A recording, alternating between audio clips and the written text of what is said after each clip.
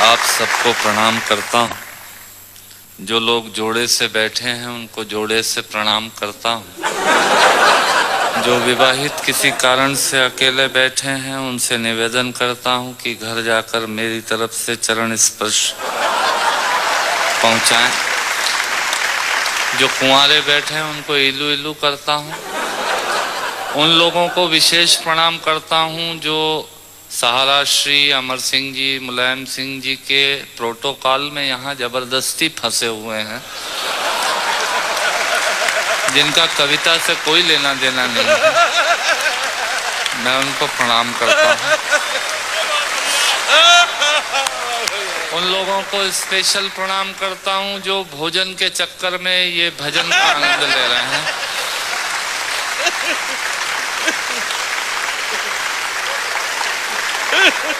हंसना सिर्फ आदमी के नसीब में है। आपने कभी किसी गधे को हंसते हुए नहीं देखा होगा। यदि देख लें तो समझ लीजिएगा ये आदमी होने की तैयारी में है। और किसी आदमी को गुमसुम उदास बैठा देख लें तो समझ लीजिएगा कि ये वो होने की तैयारी में है। आनंद से बैठिएगा। मैं आपको ज्ञान की एक भी पंक्ति नहीं सुनाऊंगा। भगवान महाकाल की कसम खाकर कहता हूं, इस देश में अमिताभ जी आजकल ज्ञान की स्थिति बड़ी खराब चल रही है। सवेरे 18 चैनल खोलो तो 19 बाबा प्रवचन देते हुए मिल रहे हैं और उसी समय हम ब्रश करके थूक रहे हैं। भारतीयों का कुछ हिसाब किताब समझ में नहीं आता। भारतीय आदमी अपने तरीके से जिंदगी जीता है। सहारा श्री बैठे हैं, मैं आपको बताना चाहता हूँ भारतीय आदमी होता क्या है। बेसिकली भारतीय आदमी वो होता है जो टूथब्रश के आगे वाले हिस्से के खराब हो जाने के बाद चाकू को गर्म करके उस पोर्शन को काटता है और बचे हुए हिस्से से पजामे में नाड़ा डालने का यंत्र बनाता है। ये होता है भारतीय आदमी। इधर से तालियां कम बज रही हैं, इधर का मामला ठीक है। मुझे याद है भारतीय आदमी हीथ्रो एयरपोर्ट पे, लंदन में हीथ्रो पे एयरपोर्ट पे मशीनें लगी हुई हैं पॉलिश करने की जूतों पे। एक पैर डालो पॉलिश हो जाती है, दूसरा पैर डालो पॉलिश होने के बाद वो पैर पकड़ लेती है। फिर उसमें 50 सेंट्स डालिए तो वो पैर छोड़ती है। भारतीय पहुंचा एक, उसने एक पैर एक मशीन में पॉलिश हो गई, दूसरा पैर दूसरी मशीन में फंसा दिया। मुलायम सिंह जी, मरण तो उस आदमी का हुआ जो अंग्रेज आया। उसने जैसे ही पहला पैर फंसाया मशीन ने पैर पकड़ लिया। उसकी काउंटिंग में तो 2 हो गए।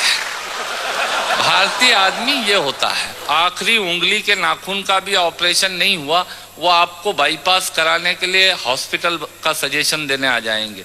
ये होते हैं रायचंद। सुनिएगा, आनंद लीजिएगा और ऑब्जर्वेशन देखिएगा। दांतों से नाखून काटने का, छोटों को जबरदस्ती डांटने का, पैसे वालों को गाली बकने का, मूंगफली के ठेले से मूंगफली चखने का, कुर्सी पे बैठ के कान में पेन डालने का और रोडवेज की बस की सीट में से स्पंज निकालने का मजा ही कुछ और है।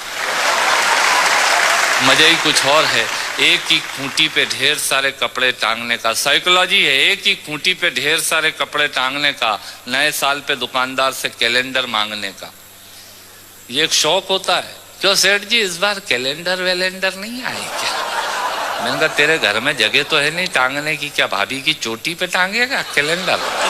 पर आदमी मांगता जरूर है फोकट की डायरी और कैलेंडर मांगने का। एक ही खूंटी पे ढेर सारे कपड़े टांगने का, नए साल पे दुकानदार से कैलेंडर मांगने का, चलती रेल में चढ़ने का, दूसरों की चिट्ठियां पढ़ने का, मांगे हुए स्कूटर को तेज भगाने का और खुद को नींद नहीं आने पे पत्नी को जबरदस्ती जगाने का मजा ही कुछ और है।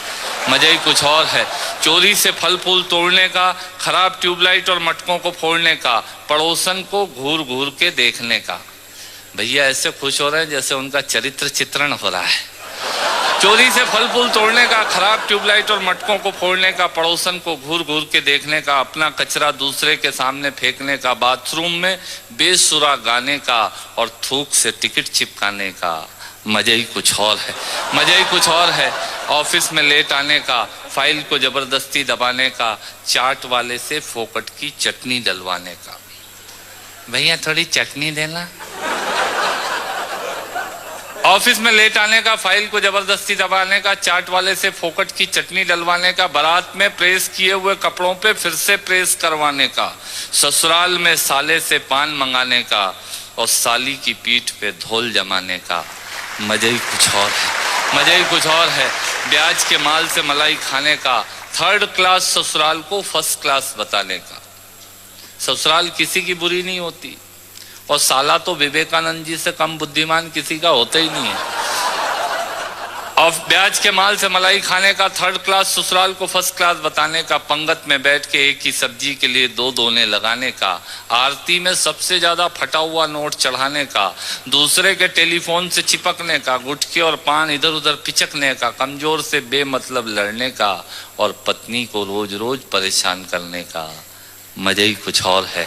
मित्रों, श्रोताओं को भी कविता सुनाने का मजा ही कुछ और होता है, पर मन मेरा उस वक्त रोता है जब मजे के लिए शब्द अपने अर्थ खो जाते हैं और कुछ श्रोता तो बैठे बैठे ही सो जाते हैं, और कुछ श्रोता तो बैठे बैठे ही सो जाते हैं। यदि आप जीवित और जागृत हैं तो प्रमाण बताइए। कविता खत्म करता हूँ, तालियां बजाइए। ये मैंने एक प्रयोग की कविता सुनाई। मैंने पिता पर कुछ पंक्तियां लिखी। अमिताभ जी, ये हरिवंश राय बच्चन जी की स्मृति में कार्यक्रम है, इसलिए मैं कुछ पंक्तियां पिता पर पढ़ना चाहता हूं, सुनिएगा। माँ पर और पिता पर कुछ पंक्तियां आपके बीच निवेदित करता हूं। आप यहाँ जितने लोग बैठे हैं, मुझे नहीं मालूम कि किनकी माँ जीवित हैं और किन्होंने माँ को खो दिया, पर मेरा व्यक्तिगत मत ये है कि जिनकी माँ जीवित हैं, जिनके पिता जीवित हैं, वो दुनिया के सबसे संपन्न लोग हैं, वो दुनिया के सबसे अमीर लोग हैं, वो दुनिया के सबसे धनाढ्य लोग हैं। एक मिनट के लिए बचपन में लौटिएगा, याद कीजिएगा जब हम बहुत छोटे थे, माँ की गोद में थे, माँ का स्तनपान करते थे, तब माँ का एक स्तन मुंह में लेकर हमने उस माँ को दूसरे स्तन पर अपने छोटे छोटे पैरों से न जाने कितनी बार मारा, पर उस माँ ने हमें दूध पिलाना बंद नहीं किया। मित्रों, लात खाकर भोजन देने की शक्ति उस परमपिता परमेश्वर ने दुनिया में यदि किसी को दी है, वो सिर्फ माँ को दी है। माँ के अलावा ताकत किसी के पास नहीं है। मैं उस माँ की वंदना में कविता पढ़ता हूँ। याद कीजिएगा उन दिनों में जब हम चौके में, रसोई में बैठकर खाना खाया करते थे और माँ खाना बनाती थी। उस वक्त थाली पर बैठकर हमने जब भी इधर उधर देखा, वो माँ समझ गई और उसने नमक का डब्बा हमारी तरफ सरका दिया। हमारे बिना बोले को समझने वाली वो माँ, जब हम उसे खो देते हैं, वो माँ हमें बहुत याद आती है। वो माँ जो हमारे परीक्षा देते जाते वक्त दही की कटोरी लेकर शगुन बनकर आकर खड़ी हो जाती थी, उसे हम खो देते हैं। वो माँ हमें बहुत याद आती है। रमेश सोज की 4 पंक्तियां माननीय नेताजी यहाँ बैठे हैं, मैं पढ़ता हूँ। मुझे अच्छी लगती है कि बहुत रोते हैं लेकिन दामन हमारा नम नहीं होता, इन आँखों के बरसने का कोई मौसम नहीं होता, मैं अपने दुश्मनों के बीच भी महफूज रहता हूँ, मेरी माँ की दुआओं का खजाना कम नहीं। स्वामीनाथ पांडे की 3 पंक्तियां सुनाता हूँ। स्वामीनाथ पांडे ने 3 पंक्तियों का उपन्यास लिखा। अमिताभ जी बैठे हैं, जया जी बैठी हैं। 3 पंक्तियों में पूरा उपन्यास लिख दिया। उसने लिखा, एक विधवा माँ थी, उसके 2 बेटे थे। एक बेटा नीचे वाले माले पर रहता था, दूसरा बेटा ऊपर वाले माले पर रहता था। विधवा माँ 15 दिन एक बेटे के यहाँ खाना खाती थी, विधवा माँ 15 दिन दूसरे बेटे के यहाँ खाना खाती थी।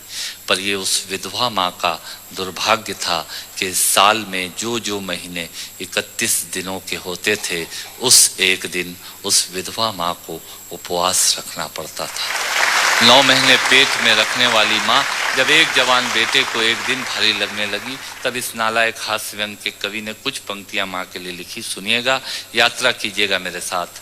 माँ संवेदना है, भावना है, एहसास है, माँ माँ माँ संवेदना है, भावना है, एहसास है। माँ माँ जीवन के फूलों में खुशबू का वास है। माँ माँ रोते हुए बच्चे का खुशनुमा पलना है। माँ माँ मरुथल में नदी या मीठा सा झरना है। माँ माँ मरुथल में नदी या मीठा सा झरना है। माँ माँ लोरी है, गीत है, प्यारी सी थाप है। माँ माँ पूजा की थाली है, मंत्रों का जाप है। माँ माँ आँखों का सिसकता हुआ किनारा है। माँ माँ गालों पर पप्पी है, ममता की धारा है। माँ माँ झुलसते दिनों में कोयल की बोली है। माँ माँ मेहंदी है, कुमकुम है, सिंदूर है, रोली है। माँ माँ कलम है, दवात है, स्याही है। माँ परमात्मा की स्वयं एक गवाही है। माँ माँ त्याग है, तपस्या है, सेवा है। माँ माँ फूंक से ठंडा किया हुआ कलेवा है। माँ माँ अनुष्ठान है, साधना है, जीवन का हवन है। माँ माँ जिंदगी के मोहल्ले में आत्मा का भवन है। माँ माँ चूड़ी वाले हाथों के मजबूत कंधों का नाम है। माँ माँ काशी है, काबा है और चारों धाम है। माँ माँ चिंता है, याद है, हिचकी है। माँ माँ बच्चे की चोट पर सिसकी है। माँ माँ चूल्हा, धुआं, रोटी और हाथों का छाला है। माँ माँ जिंदगी की कड़वाहट में अमृत का प्याला है। माँ माँ पृथ्वी है, जगत है, धूरी है। माँ बिना इस सृष्टि की कल्पना अधूरी है। तो माँ की ये कथा अनादि है, ये अध्याय नहीं है और माँ का जीवन में कोई पर्याय नहीं। और माँ का जीवन में कोई पर्याय नहीं है। तो माँ का महत्व दुनिया में कम हो नहीं सकता और माँ जैसा दुनिया में कुछ हो नहीं सकता। माँ जैसा दुनिया में कुछ हो नहीं सकता। तो मैं कविता की ये पंक्तियां माँ के नाम करता हूँ। मैं दुनिया की सब माताओं को प्रणाम करता हूँ। पर कहा साहब के बिना पिता के माँ का अस्तित्व नहीं होता। किसी ने शेर कहा कि पक्के फल पेड़ों से रिश्ता तोड़ जाते हैं और अपाहिज बाप हो जाए तो बेटे छोड़ जाते हैं। पिता जब पुत्र को बाजार में ले जाता है और जेब में 50 रुपए होते हैं और बच्चा 200 रुपए के सामान को खरीदने की जिद करता है, उस वक्त एक पिता की विवशता और बच्चे की जिद, इसके बीच के एहसास में खड़े होकर पंक्तियां सुनिएगा। पिता क्या होता है। अमिताभ जी आपको समर्पित करता हूं। अमर सिंह जी बैठे हैं। पिता पिता जीवन है, संबल है, शक्ति है। पिता सृष्टि के निर्माण की अभिव्यक्ति है। पिता अंगुली पकड़े बच्चे का सहारा है। पिता कभी कुछ खट्टा कभी खारा है।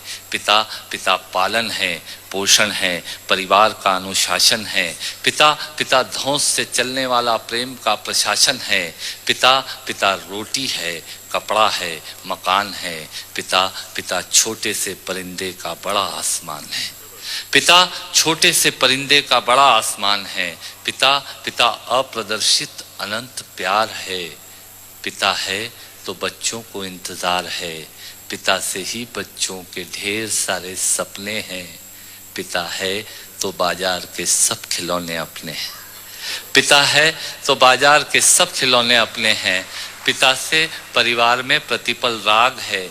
पिता से ही माँ की बिंदी और सुहाग है। पिता परमात्मा की जगत के प्रति आसक्ति है। पिता गृहस्थ आश्रम में उच्च स्थिति की भक्ति है। पिता अपनी इच्छाओं का हनन और परिवार की पूर्ति है। पिता पिता रक्त में दिए हुए संस्कारों की मूर्ति है।